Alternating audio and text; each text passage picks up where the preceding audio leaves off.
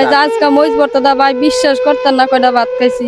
বাবুটার বাবা বাবা আছে না অ্যাক্সিডেন্টে মারা গেছে বাবা ভাই।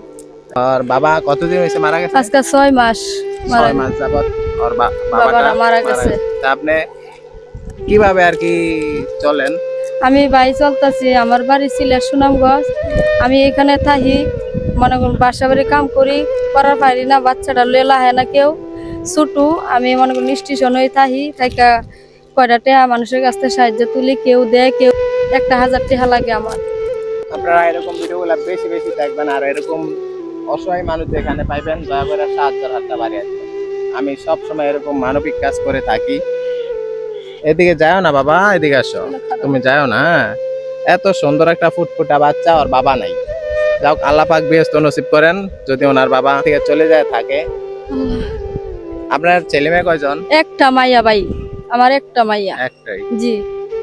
বুঝতে পারছি। তাহলে আপনার এখানে থাকেন কোথায়? আমি এখানে তো এই যে পশ্চিম বিলাসপুর।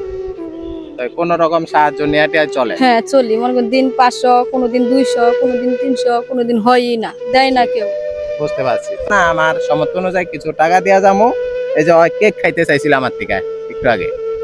হ্যাঁ খুব মজা চাই, দুধ কলা মাছ রোজা থাকতাছি, খাবার পাইতাছি না।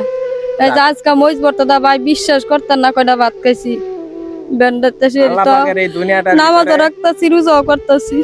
কেউ কত ভালো মন্দ জিনিস খায়। আপনি মরিচ ভর্তা দিয়ে ভাত খায় রোজা রয়েছেন, কিন্তু আরেকজনে খুদা ভাত খায় রোজা রয়েছে।